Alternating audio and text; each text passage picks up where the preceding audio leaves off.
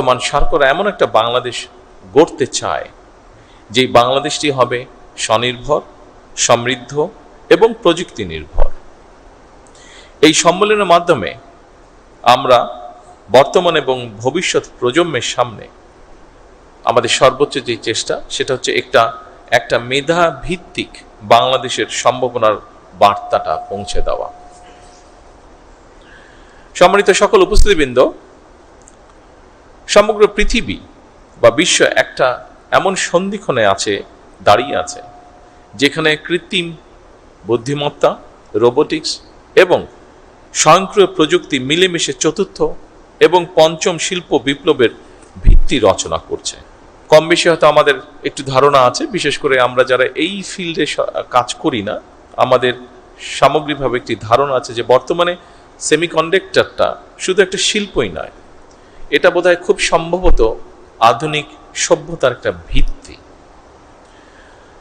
প্রযুক্তির চরম উৎসকতার এই সময়ে মোবাইল ফোন থেকে শুরু করে কম্পিউটার, চিকিৎসা সরঞ্জাম, কৃষি প্রযুক্তি, প্রতিরক্ষা ব্যবস্থা, কৃত্রিম বুদ্ধিমত্তা, রোবোটিক্স, ডাটা সেন্টার কিংবা নবায়নযোগ্য জ্বালানি, আধুনিক কলকারখানা কিংবা মহাকাশ স্যাটেলাইট, প্রত্যেকটা ক্ষেত্রে সেমিকন্ডাক্টর অপরিহার্য। আমরা একটু আগে আমাদের একজন এই ব্যাপারে যে বিশেষজ্ঞ, ওনার বক্তব্য থেকে এটা আমরা জানতে পেরেছি। উপস্থিত সুধীবৃন্দ, 2030 সালের দিকে বিশ্বে গ্লোবাল সেমিকন্ডাক্টরের বাজার $1 ট্রিলিয়ন কাছাকাছি পৌঁছবে, এরকমই যারা এই ব্যাপারে এক্সপার্ট তারা ধারণা করছেন। তবে খুব সম্ভবত 2026 সালের মধ্যেই এই লক্ষ্যমাত্রা কাছাকাছি পৌঁছে গিয়েছে। সুতরাং এই মার্কেটে প্রবেশ করার জন্য বাংলাদেশের সামনে একটা অপার সম্ভাবনা এবং সুযোগ বিদ্যমান।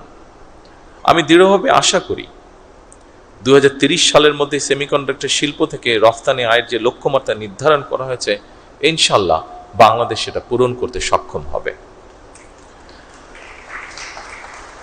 সম্মানিত উপস্থিতিবৃন্দ, এর আগে যারা বক্তব্য রেখেছেন তাদের কারো কারো বক্তব্য থেকে আমরা জানতে পেরেছি বাংলাদেশের 3000-এরও বেশি সেমিকন্ডাক্টর পেশাজীবী বর্তমানে আমেরিকা, মালয়েশিয়া, দক্ষিণ কোরিয়া, জাপান, সিঙ্গাপুর এবং ইউরোপ সহ বিশ্বের বিভিন্ন দেশের বিভিন্ন বড় বড় প্রযুক্তি কোম্পানি, গবেষণা প্রতিষ্ঠান, বিশ্ববিদ্যালয় তারা তাদের যোগ্যতার প্রমাণ রেখে চলেছেন।